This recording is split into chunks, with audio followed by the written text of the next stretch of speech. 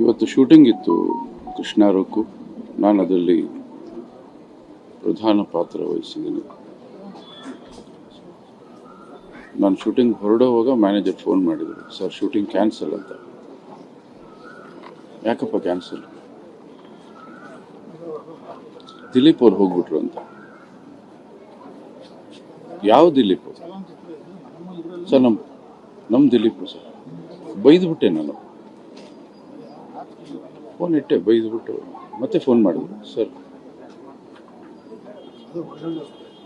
ಅಪ್ಪು ಅವ್ರು ಹೋದಾಗ ಹೇಗೆ ನಾನು ನಂಬಲಿಲ್ವೋ, ಆಸ್ಪತ್ರೆಗೆ ಹೋಗಿ ಅವರ ಪಾರ್ಥಿವ ಶರೀರ ನೋಡಿದ ಮೇಲೆ ನನಗೆ ನಂಬಿಕೆ ಬಂತು. ಆ ಥರ ಇವತ್ತು ದಿಲೀಪ್ ಹೋದರು ಅಂದಾಗ ನಾನು ನಂಬಿಕೆ ಆಗಲಿಲ್ಲ. ಕನಿಷ್ಠ 2 ಗಂಟೆ ನಾನು ಸುಮ್ಮನೆ ಕೂತಿದ್ದೆ. ನಾನು ಹೇಗೆ ಬರುತ್ತೆ ಸಾವು ಒಬ್ಬ ಮನುಷ್ಯನಿಗೆ? ಆರೋಗ್ಯವಾಗಿರ್ತಕ್ಕಂಥ ವ್ಯಕ್ತಿ, ಯಾವ ದುರಭ್ಯಾಸಗಳಿಲ್ಲ, ತುಂಬ ಚೆನ್ನಾಗಿದ್ರು, ತುಂಬ ಆಕ್ಟಿವ್ ಆಗಿದ್ರೆ ಸಾವು ಇಷ್ಟು ಸುಲಭವಾಗಿ ಬರುತ್ತಾ ಅಂತ ಗಾಬರಿ ಆಗೋಯ್ತು. ದಿಲೀಪ್ ನನಗೆ ಸುಮಾರು ಒಂದು 20 ವರ್ಷಗಳ ಪರಿಚಯ. ಅವ್ರ ಜೊತೆಲಿ ಒಂದು ರಿಯಾಲಿಟಿ ಶೋ ಮಜಾ ಭಾರತ ಮಾಡಿದೆ.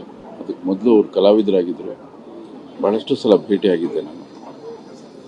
ಪಾರು ನನ್ನ ಅವರ ಮಧ್ಯೆ ಸಂಬಂಧವನ್ನು ತುಂಬ ಹತ್ತಿರ ಮಾಡಿದ್ದು. ಪಾರು ನನ್ನನ್ನು ಒಂದು ಹೊಸ ರೂಪದಲ್ಲಿ ಅವರು ನೋಡಿದ್ರು, ಹೊಸ ರೀತಿಯಲ್ಲಿ ನನಗೊಂದು ಹೊಸ ಇಮೇಜನ್ನು ಕೊಟ್ಟರು ಪಾರು ಧಾರಾವಾಹಿ ಮುಖಾಂತರ. ಅದಾದ ನಂತರ ಕೃಷ್ಣ ರೊಕ್ಕು, ಇದರಲ್ಲಿ ತುಂಬ ಒಳ್ಳೆ ಪಾತ್ರ. ತುಂಬ ಟ್ಯಾಲೆಂಟೆಡ್ ಹುಡುಗ, ತುಂಬ ಟ್ಯಾಲೆಂಟೆಡ್, ಮಲ್ಟಿ ಟ್ಯಾಲೆಂಟೆಡ್. ಒಬ್ಬ ಡೈರೆಕ್ಟರ್ ಆಗುವಂಥ ಎಲ್ಲ ಲಕ್ಷಣಗಳಿತ್ತು.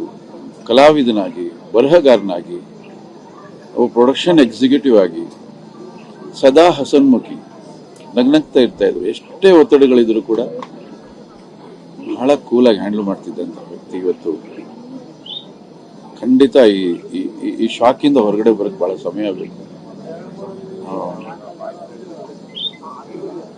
ದಿಲೀಪ್ ಅವರು ಬಹಳ ವರ್ಷಗಳ ಕಾಲ ನಮ್ಮೆಲ್ಲರ ಜೊತೆಲಿ ಇರ್ತಾರೆ. ಅವರು